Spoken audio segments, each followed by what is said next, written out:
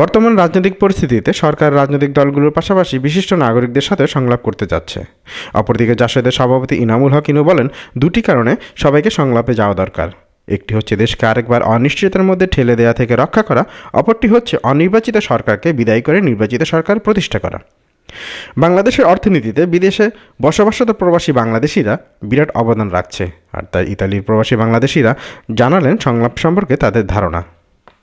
সরকারের উচিত কিছুটা ছাড় দিয়ে হলেও সকল দলের সংলাপে অংশগ্রহণ নিশ্চিত করা। অপরদিকে রাজনৈতিক দলগুলোর দেশের স্বার্থে সংলাপে অংশগ্রহণ করা উচিত। রাজনৈতিক দলগুলো এবং যারা সংলাপ ডাক দিয়েছেন সবাইকে সমানভাবে ছাড় দিতে হবে এই সংলাপকে ফলপ্রসূ করতে হলে।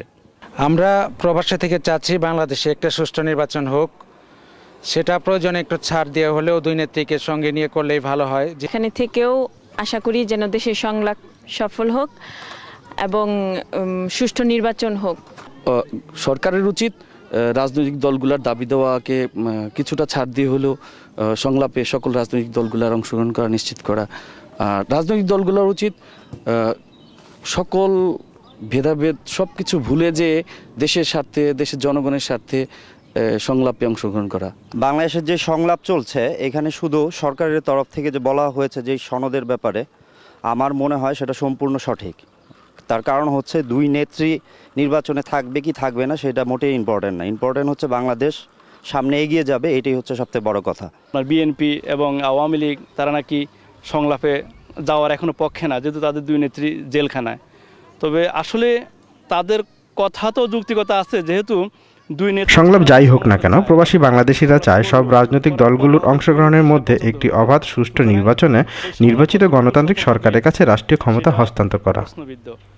আমরা প্রবাসে আছি অনেক বাংলাদেশি ভাইরা, আমরা প্রবাস থেকে এটাই কামনা করব বর্তমান সরকারের কাছে যে সংলাপের মাধ্যমে বাংলাদেশে একটা সুষ্ঠু নির্বাচন হোক, এটাই আমাদের কামনা। প্রথমত দুই নেত্রীর মুক্তি, দ্বিতীয়ত জরুরি অবস্থা প্রত্যাহারের মাধ্যমে একটি সুষ্ঠু নির্বাচন এবং গ্রহণযোগ্য নির্বাচন সম্ভব, নতুবা নয়। নির্বাচন সামনে রেখে জাতীয় সংলাপ সফল হবে কিনা সরকার ও রাজনৈতিক দলসহ বিভিন্ন মহলে এই বিষয়ে নানা আলোচনা চলছে। সরকার পক্ষ দৃঢ়তার সঙ্গে বলছে সংলাপ সফল হতেই হবে, এর কোনো বিকল্প নেই। অন্যদিকে রাজনৈতিক মহলে সংলাপ ঘিরে মিশ্র প্রতিক্রিয়া ও কিছুটা অবিশ্বাস রয়েছে। তবে একটি বিষয়ে বাংলাদেশের রাজনীতিবিদদের মতে তথা প্রবাসী বাংলাদেশিদের কাছে খুবই স্পষ্ট, তা হলো অর্থবহ সংলাপ ছাড়া সুষ্ঠু জাতীয় নির্বাচনের আর কোনো উপায় নেই। Moniruddin Jewel, Bangla TV news, Venice, Italy.